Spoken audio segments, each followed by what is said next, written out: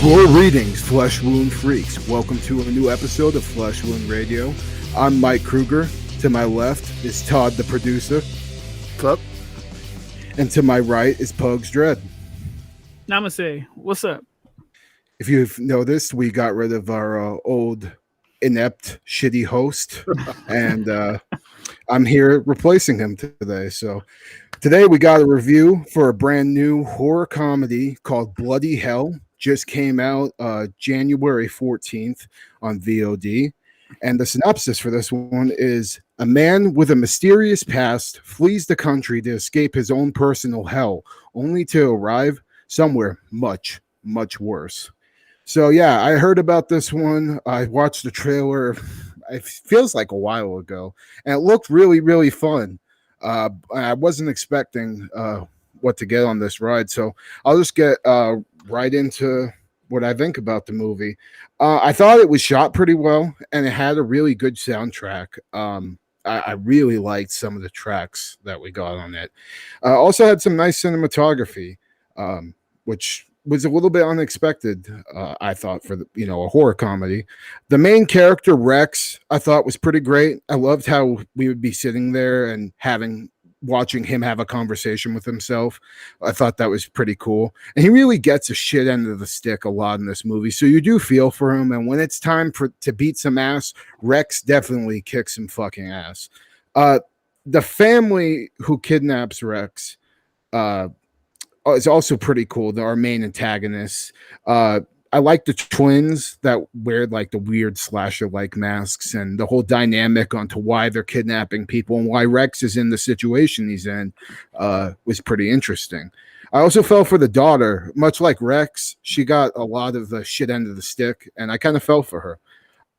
The rest of the story I felt is a little bit all over the place, skipping from back and forth, from present to past, maybe a little too much for my taste. But I did like where we ultimately went. I just wish they went about it maybe a different way of telling the story, in that form, just, skipping back and forth constantly. The kills in this were pretty solid, and the gore was practical and pretty goddamn good. It wasn't necessarily anything groundbreaking, but there was a makeup effect towards the end I thought looked good. And like I said, all the gore does look good, and it is practical. There's no CGI blood splatter in this movie at all, which is something that I was very pleased to see. I also thought the final act of this movie was extremely satisfying. I can't really get into anything that went on without spoiling it, so we'll talk about it during spoilers. But yeah, overall, I didn't love this movie, but I did like it quite a bit. I don't think it has maybe a huge rewatchability for me, but because there wasn't really, I don't think, anything too groundbreaking there. But I do recommend it if you want a pretty crazy little horror comedy, because I think it does accomplish what it set out to do pretty well. So Pugs, what'd you think of Bloody Hell? I'm going to agree with you on the horror comedy, but I'm going to disagree with you on the rewatchability, at least for me. They throw in action too. And this movie grabbed me. I like it a lot. Ben O'Toole, the Rex guy, he was in that one movie we all dug a lot too, Necroelectronic. Yeah. Necrotronic? Yeah, it's Necrotonic, I think. That one. So he is fastly becoming one of my favorite go-tos for shit like this, because I like him. He is cool, but he's not overly cool. He's just the right amount. And he has some I don't want to spoil anything, but what he gets away with, someone calls him John Wick in the movie, and I totally agree, because he kicks so much fucking ass. I hope we get another one somehow. I like the family. Seems like someone watched Saw a little bit, and they're like, what can we do to make it a little different? And I think they achieved that. Yeah, I just had a great time in this movie. It's a good looking movie. It's fun. That is what made me happy. It is very, very fun. And when it's time to get gory, it's here's the blood. Have at it. So yeah, these people know how to make Pugs Dread happy. So I fucking dug this movie. What about you, Todd? Real quick, just so we got it's Necrotronic. I just wanted to double check. See, producing stuff. I'm closer to Kruger on this one. I think Kruger might have liked it more than me. I just wasn't into it. It was entertaining enough, but it's something I'm never gonna feel the need to watch again. I might not have been in the right mood. But yeah, it just didn't work for me. Well, all right. Yeah, I know. Hey, that's why they have menus at restaurants. But I think Dan would have liked this before he got fired. So yeah, yeah. I think he would have. I think this is more his humor too, because like that was the one thing that kind of brought it down a little peg for me was some of the comedy bits weren't like hitting me what like I wanted them to. Like I wasn't laughing out loud watching this movie, and I think that's a common theme with a lot of horror like if there's a reason why I don't like horror comedies, it's usually because the humor doesn't work for me, or you know, I'm more into the splatter horror comedy, and this necessarily didn't get to that point where, you know, there's blood splattered all over the place. We get gory moments, but there isn't, you know, that Evil Dead style fucking there's, you know, gallons and gallons of blood being poured all over the place. And I think for horror comedies, for myself, those are the type I like. Stuff like Deathgasm, if that makes sense. There was one where I did like really laugh out loud. It was an accidental death, and then he just goes, fuck. Like that, like just that being that dismissive about a dead person just cracks me up. Yeah. Yeah. So why don't we rate this and then get into spoilers? All right. Yeah.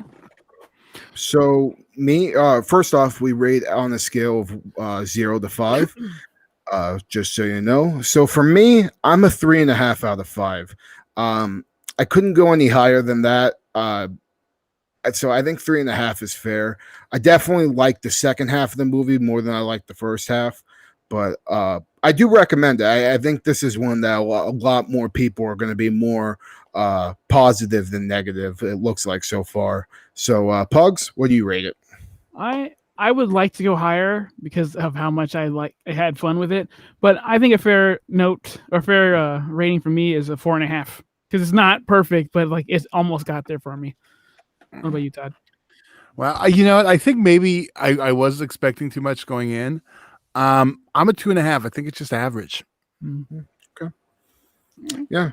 I mean, it was like, to be honest, I a lot of people are already talking about this like it's going to be one of the best horror movies of 2020 or 2021, and I think I was probably expecting a little too much, like you, Todd, because I think also the trailer does have a little bit of a different tone than the actual movie does, than, you know, what we end up getting. So I think that kind of left me a little bit wanted more to be desired in there. But without further ado, since we're done rating, why don't we get into the spoiler section? So, well, before we do that, Pugs, why don't you spill out all the stuff for the people who don't want to hear spoilers?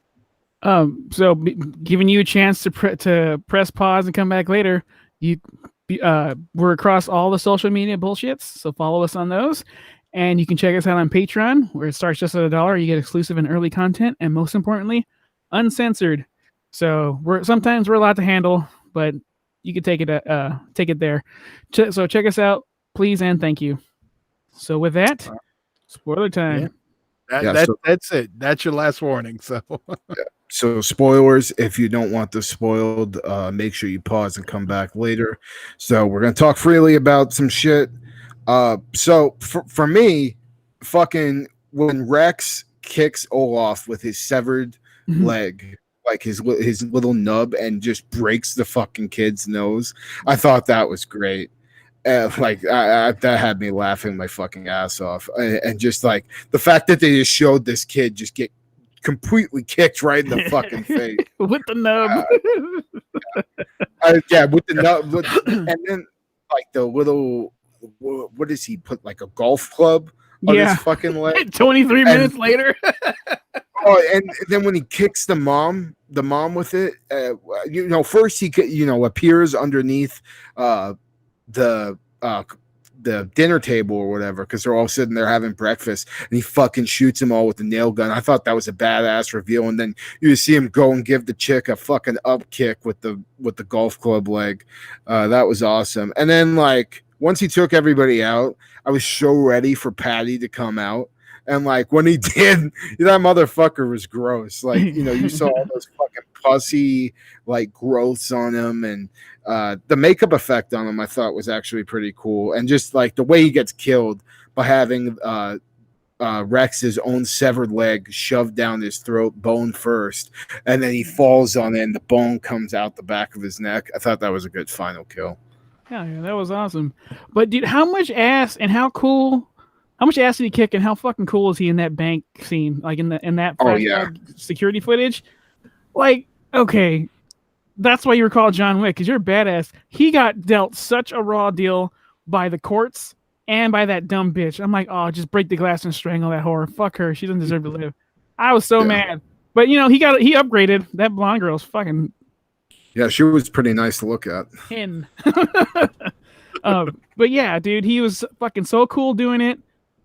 Not breaking a sweat, and then like he overpowered that dude mentally too when he's telling that girl he liked, stand up, don't listen to him, and get behind me.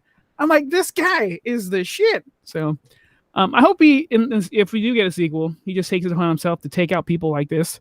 I'm all for it. Yeah. I think there may be like if it'd have to be pretty clever. But I would watch a sequel for this just to see, you know, what the like, you know, well, the little boy was mad at the end, Olaf or whatever his name is. Well, yeah, Olaf was pissed off, and I'm thinking maybe have like Olaf go stay with his crazy ass grandparents, which is the reason why the fucking where the fucking, you know, the parents learned it from. I think that would be cool. And then, you know, they're like, you know, have some cousins in there going after him, and just have like a whole family of fucking cannibalistic murderers, you know, going after Rex and his new main squeeze. Maybe he gets some of his veteran war buddies too. Even the odds. Yeah. Just do like a assault on Precinct 13. Fuck yeah. Now I'm in. Yeah. I kind of there, man. Yeah. I kind of feel like, as much as I said I don't need to watch it again, I kind of feel like I should. Maybe I'll see what Pug saw. Yeah. I had such a great time. I did not expect it going in, and also I avoided the trailer, so that probably helped too. Like I'm like, just show me the poster and I'll do my own thing. But like sometimes it's hard. Like this Godzilla trailer. Come on, like I'm not gonna stay away from that. That's my dick is so hard. Yeah. So, but yeah, I fucking love Bloody Hell. I think it's awesome. I wish I could give it a 5 though. There's just something missing, and I can't put my finger on it for it to go higher for me. Yeah, I mean, like I said, I think where it missed for me was definitely the humor, but like also like.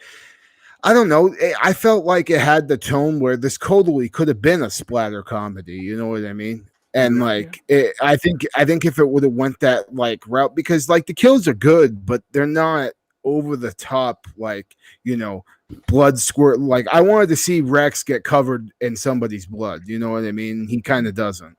You know, for me, I think this is what I wanted from You're Next, because I didn't like that movie, but I think this is what they're going for. So, I don't know. If you like You're Next, I think you might get a kick out of this one.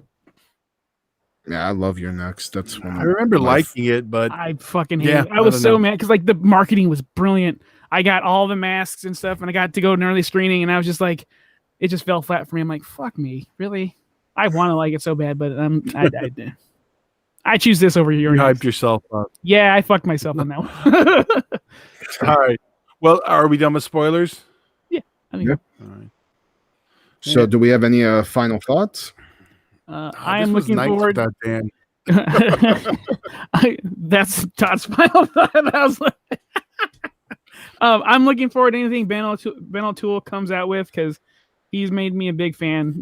So far, everything's been pretty solid. So that's my final thought. You know who he kind of reminds me of a little bit? David Arquette. Just a tad, like with the way, like when he's getting pissed off, it reminds me when David Arquette gets pissed off in films. Huh.